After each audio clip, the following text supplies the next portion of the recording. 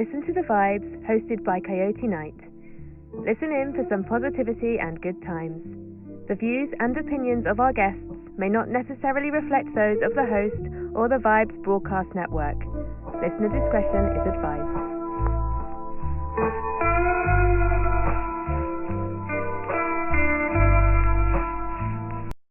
Well, hello, everyone. Welcome to another episode of Listen to the Vibes.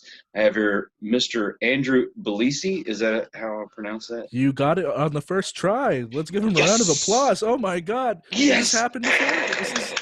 This hasn't happened in a while. Holy crap. It's great to be here. I have had some names come across my computer that I won't even attempt. I'm like, introduce yourself. How do you say that? Just say it for me. I just don't want to mess it up. So tell me, where were you born? Where did you grow up? Tell me about your childhood, all that good stuff. This is good. This is like therapy I don't have to pay for. Where do I start? It started back when, I guess, the conception phase. I remember back this far. No, I come from a small town, Sweetwater, Texas. There's like a song about it that, Willie Nelson sings probably. He was probably high when he wrote it because that's Willie, America. I grew up there for like the first 5 years of my life. And then we moved to California. Grew up in Southern California, so you have like all the theme parks and all the tourist attractions. Essentially went to school to do public relations stuff. Now I'm looking for a public relations job, so if anyone's listening and has a conveniently placed job for me, I'll put it out there. I'll use every chance I get. A shameless plug. We're looking for interns. We'll see what we can do. Let's find out on the next episode of what else? I'm big into theater and just comedy in general. Obviously, I'm pretty nerdy. I have like Marvels and Disney stuff surrounded on my desk around me. So I feel like I'm in a good space. I'm in a comfortable space. I can share my thoughts and my feelings. So that's a bit about who I am and, what I do. So how old were you when you moved to California? I think I was like 5-6 years old. That's when I... So not too much of a culture shock for you then. Not too much, no. Mom and Dad must have been like, what the hell did we get ourselves into?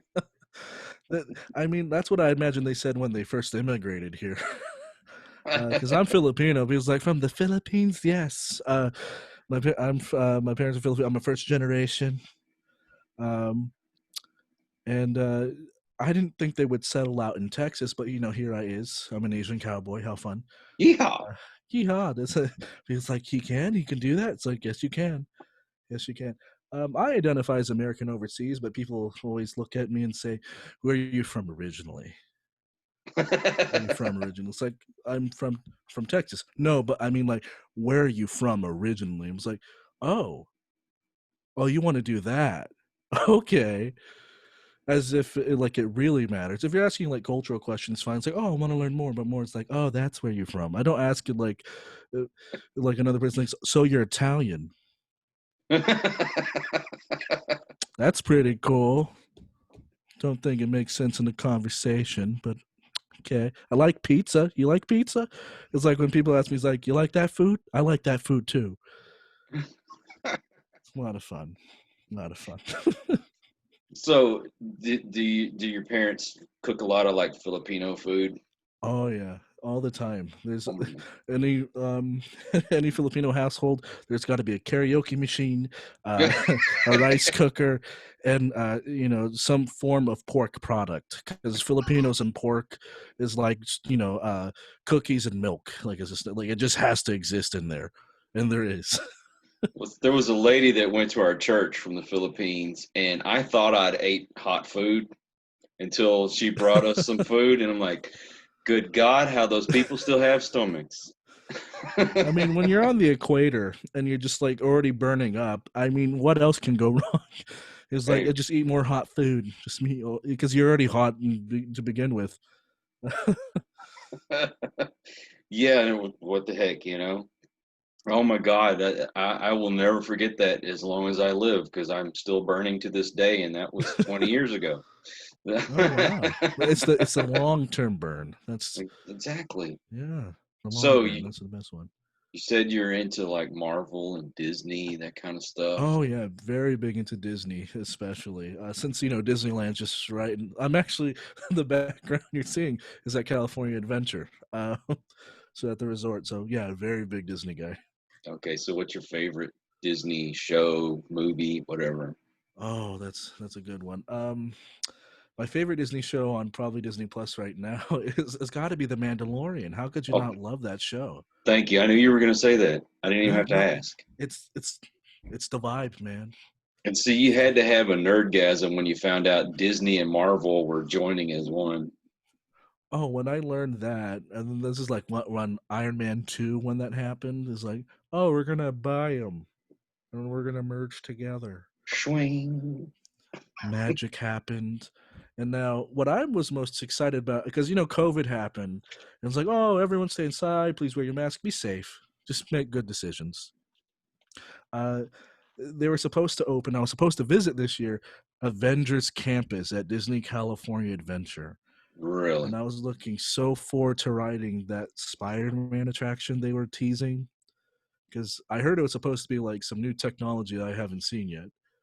And I'm like, Mm. oh, I want to see this because they have animatronics of like Spidey in there and some other cool tech that I haven't seen. It's like the first Marvel themed land in a Disney park here in the US. So it's gonna be so. Oh, I mean, Galaxy's Edge, Star Wars Galaxy Edge, beautiful. And then it's like, but wait, we're gonna build a Marvel land too. It's like, stop it, stop. What else are you gonna build? Tell me more. Tell me more. I'm not done yet. of course, we couldn't wait to get Disney Plus. I mean, Oh I've yeah. I've watched just about everything on. I don't care if I even liked it. I still watched it. You know. Oh my goodness. The stuff on Disney Plus, you're like digging back. It's like, they have that. I didn't know they had it in the catalog, and they're still adding more stuff. Oh, I I just know. love that. I noticed they put on a bunch of the X-Men movies. That Mhm. terrible Fantastic Four movie is on there. Oh my gosh, that I'm having flashbacks of Okay, repressed memories. right? No, they didn't ruin Fantastic Four a second What? time, did they? What? This pacing's so weird. What is happening? What? No. Wait. Huh? Why? And then a single teardrop again. Speaking of Fantastic Four, did you Yeah. ever catch the one that they made that they didn't release in theaters because it was so bad? Was it that one for that one company like in like the 90s who Yeah, made that something. Fantastic Four? I think I've seen bits and pieces of it. Like the same people did like, oh, we got to start making movies with these properties. Here's an Incredible Hulk movie. Here's a Captain America thing. I Oh think the same God, company. Yeah. yeah, Really because cheesy stuff. well, I think they were like a division of Fox or something, and they had to make the movie or they would lose the rights. So they Exactly, yeah. and it was like you should have just lost the rights because that movie was bad. I mean, bad. Uh, Well, my favorite Marvel movie so far, I think, is yeah. Doctor Strange.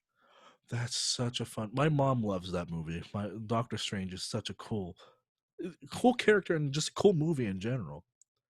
Oh, exactly. You know, Yeah. the whole, different dimensions and all that Right? stuff. It's like, man, I'm tripping on acid and I hadn't even taken any yet.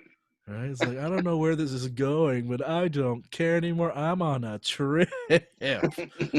This is fantastic. Where am I? Who am I? Am I in the mirror dimension? What's going on? I cannot wait for Doctor Strange 2. Dude, that's a horror film, a horror superhero film. Exactly. That's got to be something amazing there, guys. And then you got the new Blade and I've heard the rumors that Keanu Reeves is going to come in and play Ghost Rider and Ooh, I'm I like, gotcha. yes, please make it happen. Please make it happen. It's like Marvel's just like, wait, what? Oh, you guys like that? Oh, well, then you haven't seen anything yet. Don't worry, we have more things in store for you.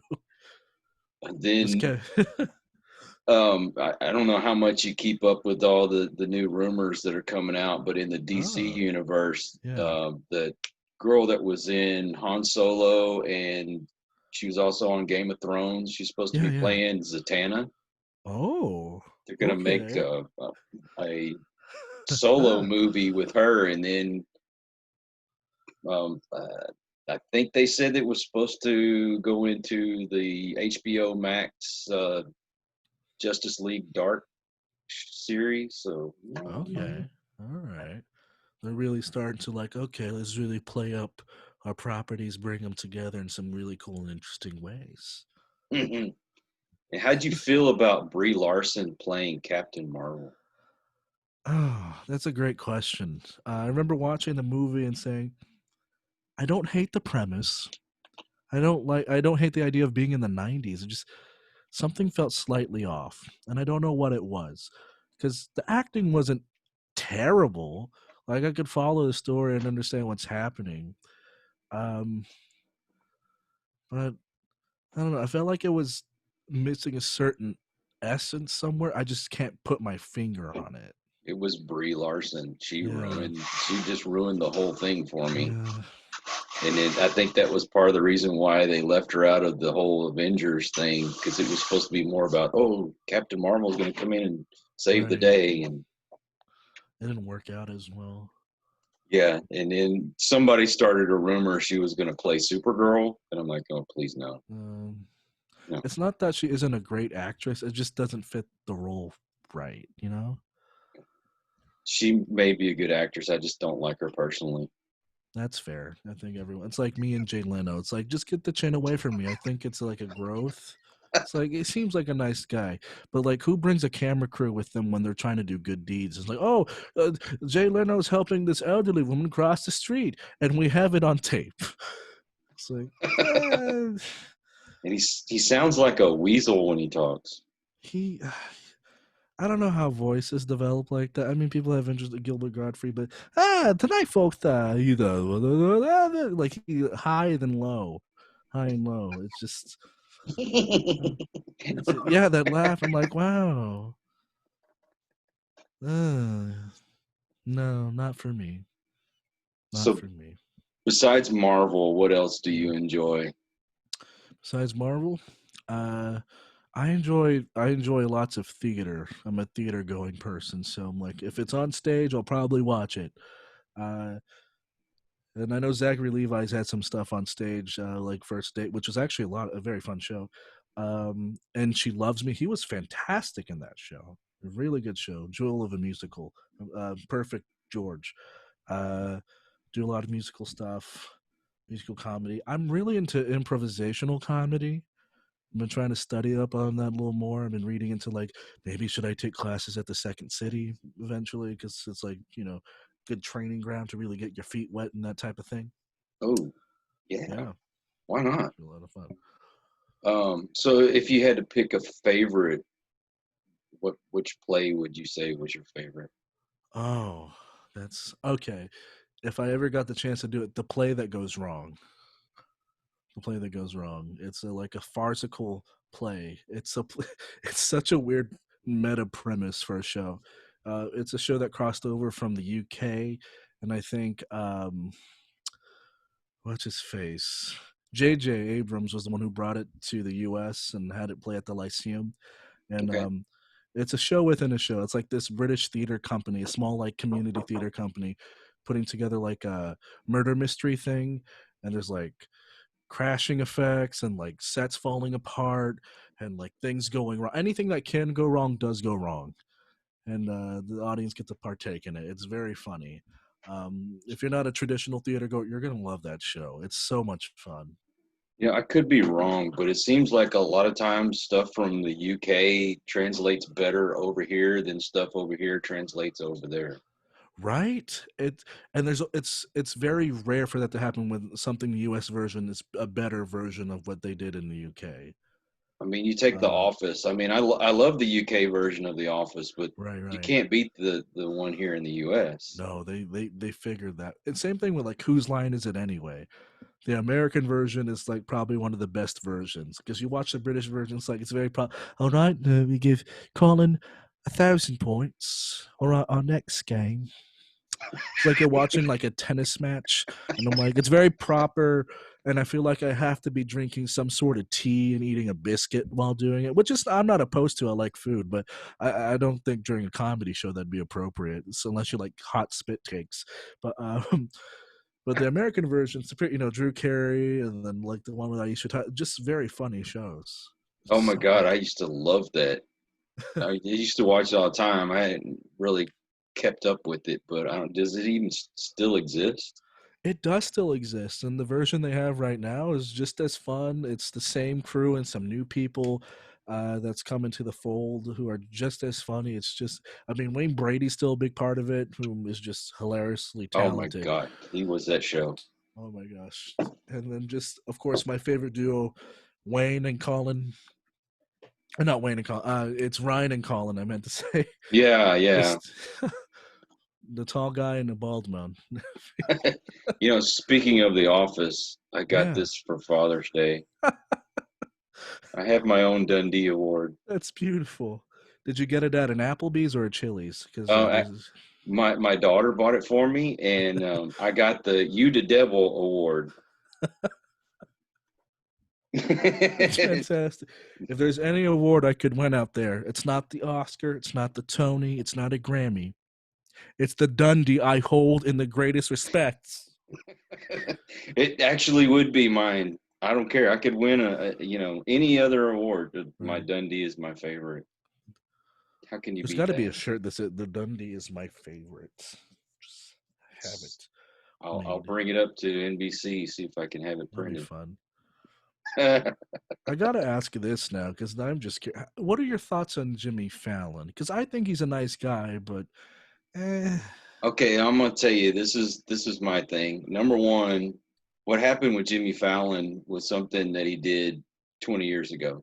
oh, not that Jimmy Fallon thing, but I know where you're going with this. Okay, well, I mean, which one are you talking about then? Just the Tonight Show in general. With Jimmy Fallon, I mean, I'm not like a huge fan of his. Right. There a lot of the musical stuff he does, especially when he has Justin Timberlake along. Oh, that's so much fun. Yeah. Oh my gosh, I can laugh and laugh and laugh. And Justin Timberlake, I didn't really care for his music, but his acting and his comedy is like spot on. And so those two together seem to be a great combination. But Very fun. I mean, Yeah. I stopped watching late night television a long time ago, and Right. but hey, can't be Excellent. no worse than what else has been on. Right. And then I guess we'll circle back since you brought up to the blackface thing. That happened like 20 years ago? 20 years ago. And Yeah, that was okay, I understand sensitivity and everything, but that was a spoof of someone, and it wasn't meant to be a racial thing. It was he's no. spoofing somebody, and Right. Chris Rock actually he loved it. Right. They ran it by him before they did. It's like, hey, is it cool if we did this? And he said yes. And he sounded just like him. Right, he was doing an impression. It's like they're not getting Billy Crystal on this when he did other impressions of famous people, because imitation, I think, is a serious form of flattery.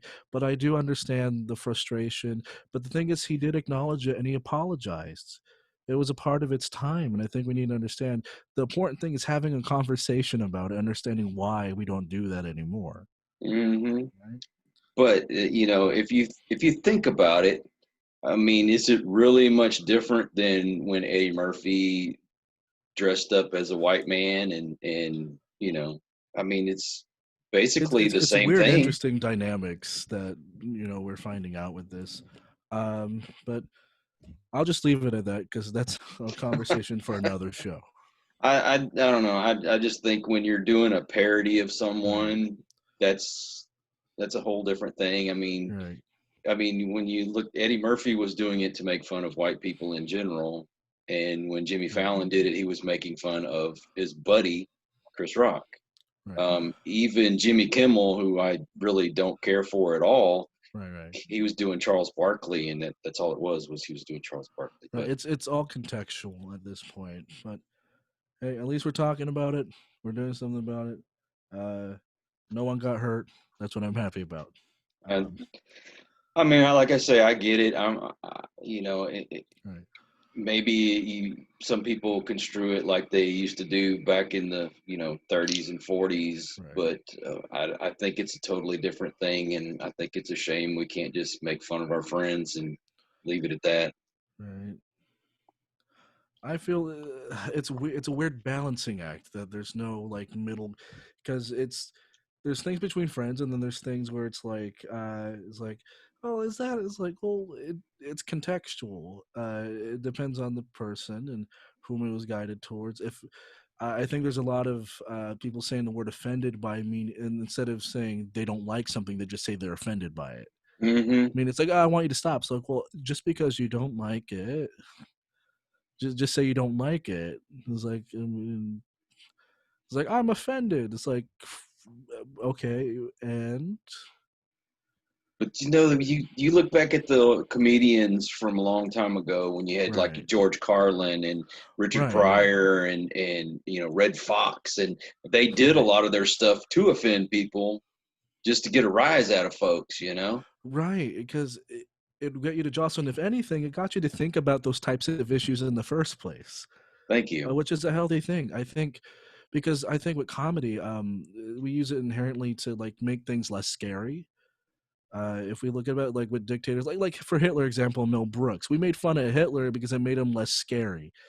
Um, of course, a lot of the jokes Mel Brooks does, he can't do that. I love Mel Brooks; he's one of my favorite people. One of like just great movies. I can watch with my family and enjoy it, and it's just really funny. And if it wasn't for him, I wouldn't have farts in like TV and movies. So I thank him for that, because I enjoy a good fart. It's a great release. Uh, but comedy is a great thing to weaponize and use to, especially the things that are just atrocious in the world, and And laugh at them. it's almost like it softens the blow a little bit, I guess. Right, right. What do you Because think of yeah, JoJo? I mean, I'm sorry. Go ahead. I'm no, sorry. no, go for it. No, go for it. I Yeah, was going to ask you, have you seen Jojo Rabbit? I haven't seen it yet, and I really want to see it because the idea alone, I'm like, oh, this has got to be a great movie. Because my friend told me, it's like, Andrew, you're gonna love this movie. This is totally up your alley, and I'm like, I know, that's why I want to watch it. You will not be disappointed. Oh, I mean, the light that was it Tiki Watiti? Is that how you say his name? I think Tika Waititi. I think, yeah. Tico Watiti. He plays Hitler of all things. Here Right. you've got a person of color that's playing um, Hitler. I forget what his nationality is. Yeah, I think he's New Zealand. He's from New Is he New Zealand. Zealand? Yeah, He's like a Maori, I I guess. believe so. Yeah, And he's playing Hitler. I thought that was hilarious in itself. it's fantastic. But he looks like a white man in that movie. So See, that's the thing. I think that's the only thing we can still make fun of today. That's okay. Like, we can make fun of Nazis. It's like, yes, screw those Nazis. What? Let's punch a Nazi. Did you punch a Nazi today? That's the most American thing you can do. I mean, the cover of like Captain America, him knocking on a Nazi. I'm like, that's as tasty as like eating like apple pie with a scoop of ice cream. It's amazing. and you couldn't get away with that nowadays. No, Honestly, I mean, they wouldn't print a cover like that nowadays. no. Well, it depends on the people. You'll probably find the internet's amazing. It's like you can buy almost anything on the internet. Well, that's true, but I mean, mainstream, you wouldn't be able to get away Oh with it. no, I remember writing a sketch. There was this back in community college.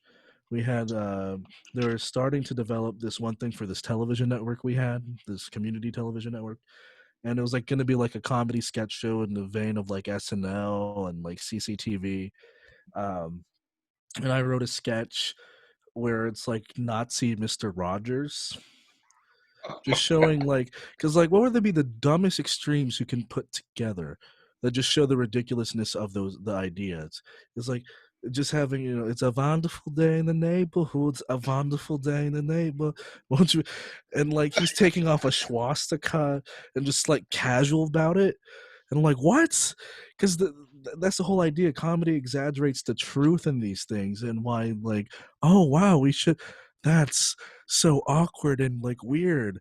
And I remember pitching it, and some people were laughing, and then some people was like, as funny as that may be, we can't do the sketch. I'm like, because we had this whole thing written out and it was terrible. Because I'm like, in this we could like teach the atrocities that happen, why we don't, support this, these types of ideas. And it's like, the train that went by, like you can guess the connection there. And then, yeah, it was a very stupid sketch. It was one of the dumber sketches I wrote, but yeah, that never got through. Mel Brooks would have been down to do it. Yeah, I thought so, because I thought it beautifully exaggerated like the current climate with that type of thing. It's like, yeah, just the casualness that's the disturbing about it. That's what makes it so disturbing, is like how casual it is. Right. That was the whole point driving across, but I understand why they didn't want to show that. Make it underground. Yeah, it's like, that's what I was thinking. It was like it would get press for either good or bad reasons, but it's still press. But see, the thing is, the only way I think I could get that sketch to work if I got someone like Mel Brooks or Richard Kind to play the guy. Because there's nothing better than a Jew making fun of the Nazis. It's hilarious. Just it's fantastic. So, you said you went to school for PR. Yes. Okay, so is it like the social media thing, or is it for like, such and such politician has done it again, so we need to clean up his image, or what kind It's a of lot of PR? those things you bring up. Yeah. Public relations is like a smaller portion of it, and like there's so many definitions of it, but in a nutshell, it's basically attending to different publics, which are different audiences, and whatever the form or image or the message we want to get across, that's what we try to put out there or maintain. So it could be with like a celebrity or a politician, um, whoever it may be, or a company. And we try to make sure the stories that they want to tell are told in the best ways we can, and it's reaching the people they want to reach. So you don't want them coming out and taking off a swastika and singing "It's a wonderful day in the neighborhood." No, well, it depends, because if I was like doing PR for Mel Brooks, like, Mel, you did this thing. How do you want to put it out there? And it's like, okay, well, we're looking over photos for like, to send out to the press and the press kit, or the press release. It's like, I like this photo of you putting on the mustache. That's going to be the go-to photo. I think that's going to be the killer one. One of my favorite episodes of The Office was when Pam was working at the main corporate office, and it was Halloween and nobody else dressed up except her, and she was Charlie Chaplin. She's like, I can't even take my hat off because she looked like Hitler. That's so true. That's the thing. I love Charlie Chaplin. I think he's a genius. Have you seen like his old works? Like I think they're just fantastic. Great social commentary, and a lot of it speaks to what's happening today. So if people want to catch that, I think it's beautifully written. And it the idea of him having that mustache, and then like Hitler's like, that's a good look. Maybe I should try that. Maybe put the mustache there. No, it doesn't look good. I'm gonna try the middle part. Maybe I should. No, it's not. It's not good. Okay, maybe I'll try. I'll try it once. Not, oh, it looks good. Okay, maybe I keep it. Yeah, no, I keep. I imagine like with his advisors, like, because maybe it looked bad on him. I don't know. Maybe that's the thing. And like he has yes men around him, so they don't want to die. So it's like, oh yeah, Hitler, it looks fantastic. Oh yeah, it looks good. It doesn't look good. I don't like it. It's terrible. Oh, it's so. Oh, you showed them. I don't like that mustache. It's so bad. Oh my goodness. Have you done stand up? I've done it once back in high school, and I was told it was pretty entertaining. So I'm like, oh, maybe I should give it to it more often.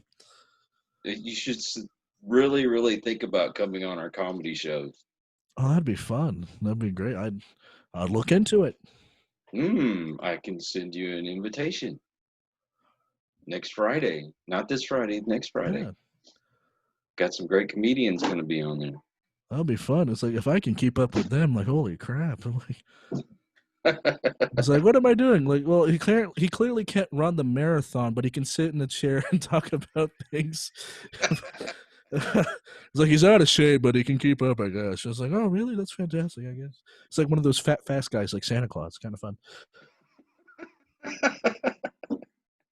Kind of fun.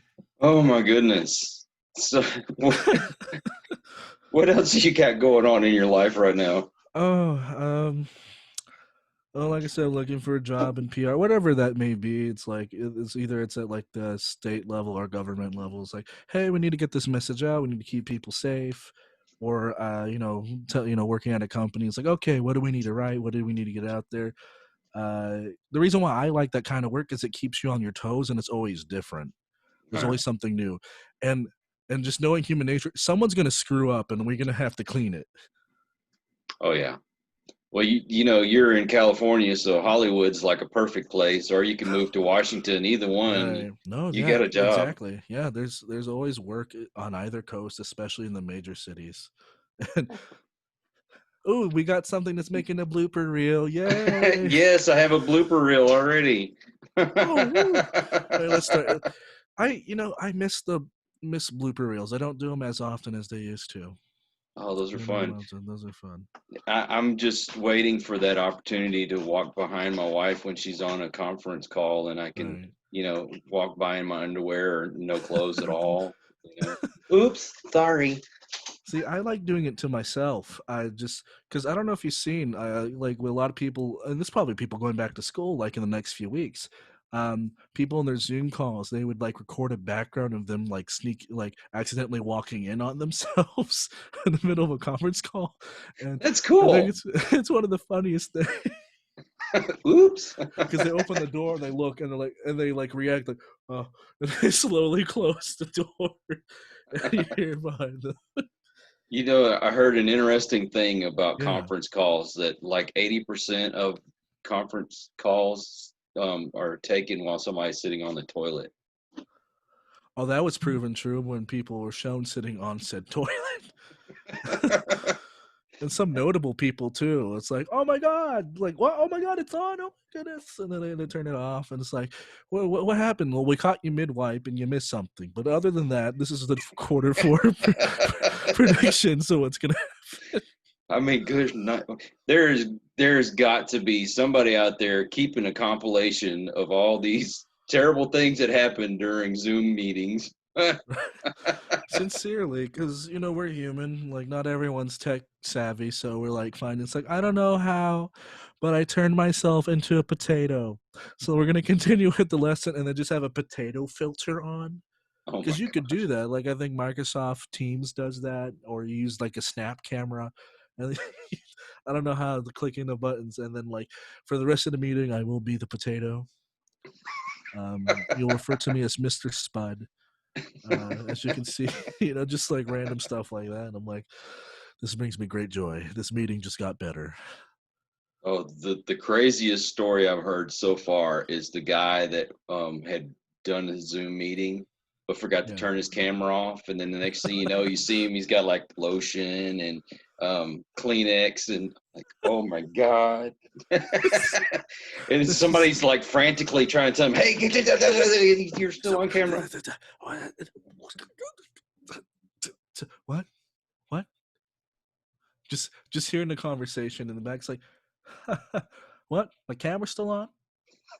They can see everything on my desk. They see the lotion. They see the Kleenex. They're hearing everything I'm saying right now. They're saying this bit's going on for too long. It's like stuff like that, and then it cuts off. He's probably that guy that says, God, if you'll just do this for me, I promise I'll quit whacking off. And then, okay, I'm going to hold you to it now. I'll never do that again. So they say, Jesus Christ. Oh, he comes to, Jesus, what are you doing here? Maybe you should write for SNL. That'd be fun. That'd be a lot of fun to write for SNL. I did Yeah. have one idea for a sketch for the Tonight Show, in the vein of like a Little Shop of Horrors, where it's such a stupid sketch, but essentially what happens is Questlove, his drummer, the guy with the big afro, Oh, yeah, nice yeah. fro, his fro becomes sentient for some reason. and the song will be like feed me, so feed me, like from um Little Shop. It's like feed me Seymour. It'll be like feed me Questlove, and for some reason his sentient hair, this is like in the middle of like a thank you note. It's like, thank you diapers for holding in all the shit I don't want to deal with, like stuff like that. And like each time it's a visual gag. So each time you cut back to his fro, it's eating more members of the band, and his fro's just getting bigger and bigger. You see like instruments in it, like a trombone sticking out. It's just that would be the sketch, and just the hair singing. I'm like, that'd be a fun sketch. That'd be such an absurd sketch, but it'd be a fun sketch to do. Hey, sometimes the most absurd things get the most laughs. So Sincerely, no, I agree. It doesn't have to make sense, but that's what makes it great. It's like, is this happening? It's like, of course. And watch what else happens. I mean, you look back at some of those old SNLs and stuff, and it'd be some of the corniest. How did you think this was funny? But somehow it's funny. I mean, Jim Belushi, cheeseburger, cheeseburger, cheeseburger. That And it's funny. It's always taking the truth and exaggerating it, so the like the truth and the humor is still there. Um, the Monty Python and just other things like that is just fantastic. Oh my God, that is like the king of all comedy sketch shows, and they do some of the stupidest things. You look at even the movies, like Meaning of Life is my favorite, and to make fun of the fact that Catholics don't use any kind of birth control, and here's a house full of kids, and oh, I'm sorry, we can't afford to feed you anymore. We're selling you to a laboratory. We can't make it like that anymore. We can't do. I think I remember, like, I'm personally Catholic. I think it's hilarious. Like, I grew up as a Roman Catholic. I think it's hilarious. I think it's like going to a Catholic mass. It's like going to like a Zumba class. Okay, everyone stand up. Okay, now get back down. All right, and then we're gonna do this. Okay, now hold hands. Okay, then bring it back down. All right, and then we're gonna do 10 sit-ups. Okay, hold those rosary beads. Okay, we're gonna do 10 of those, 10 reps. Okay, we're gonna 1, 2. Okay, just bring it back. Okay, then bring it forward. Okay, and it's ended. Okay, thank you. You feel winded after that's how we stay in shape, especially during Lent. You just go up, down, stand, rise, stand. We're singing. Okay, it's kind of fun watching that. That was the most exercise I ever got on a Sunday.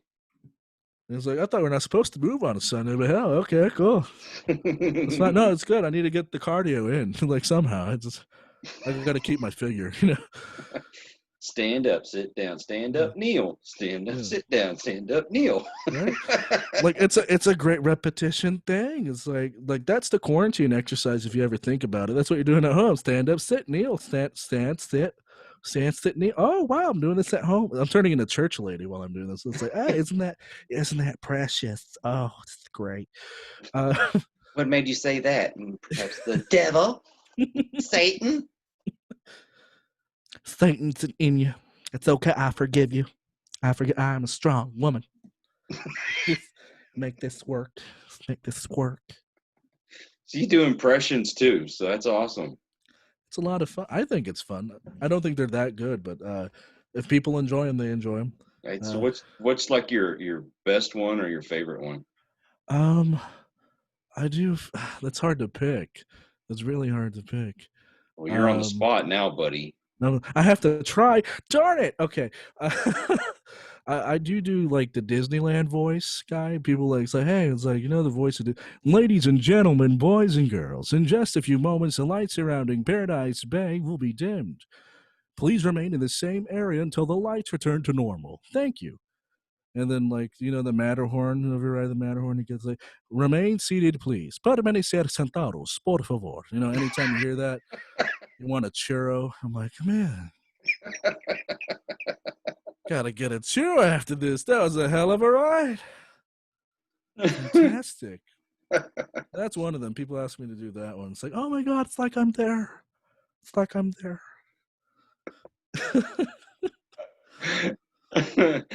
Oh my gosh, it's like the guy that does the voice from the movie trailers, or he Oh used yeah, to. there's that one too. It's like, coming this summer brings the latest and greatest from like the Bourne Identity. I'm like, oh my God, is that Matt Damon? What the hell? What the hell's he doing? Like that's the commentary after. Like, what if there's an in between takes? I think like Pablo Francisco does a bit like this. I think, where he's like, coming this summer. What? Don't say it like that. Well, you're the one who fucking wrote it. Huh? No. Don't read it as written. I guess it's fine. Just all passive aggressive. What? Yeah, no, I'll take the pastrami. I imagine that's amazing when you go through a drive-through. It's like, coming into my stomach, through my lips and through the gums. I'll have the number 2 with a side of fries, but also dessert. And it's like just hanging on the edge of every single word. That's fantastic. Oh my This gosh. reminded me of a stand-up joke I used to do. Okay, go for it. All right. When you go to a drive-through, you go to like a fast food restaurant, and like the line's long, but you go in there because you're fat. Because you just want to go. It's like you go there. It's like, I have patience, I can wait. And then next thing you know, you're just yelling at the car head. He's like, come on, fat ass, make up your mind. You get the same damn thing here anyway, every day. God damn it.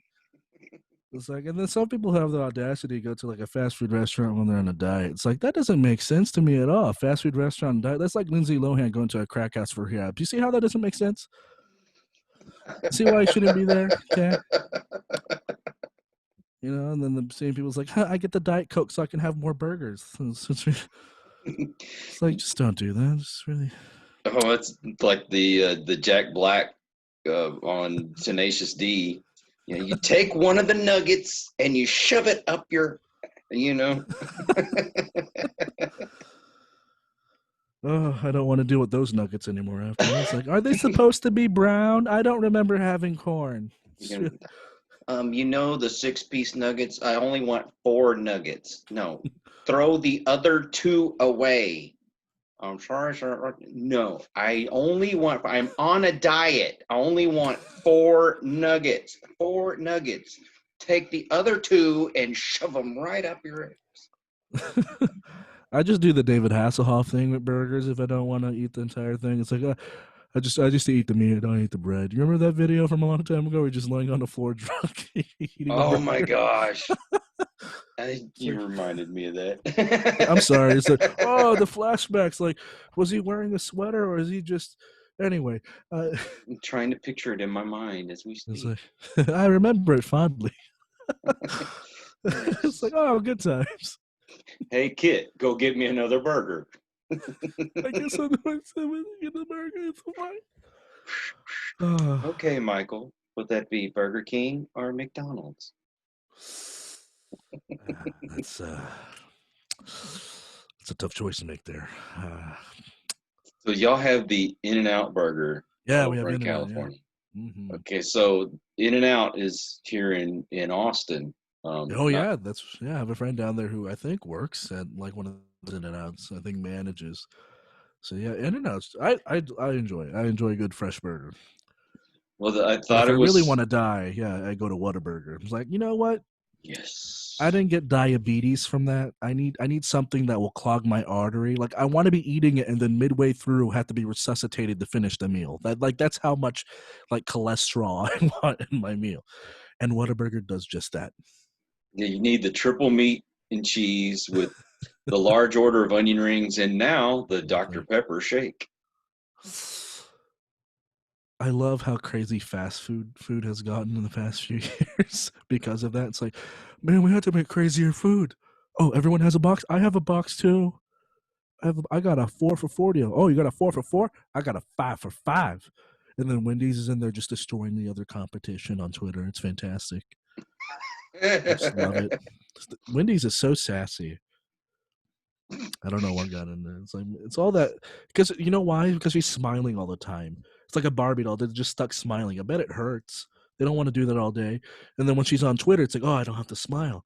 And then she doles out the sass safely from her thumbs to the other competition. It's fantastic. Love that. It's something about fast food, man. Something about fast food. But anyway, I think we have come to the end of our show. Oh, darn. Oh, well, it's been fun, yeah.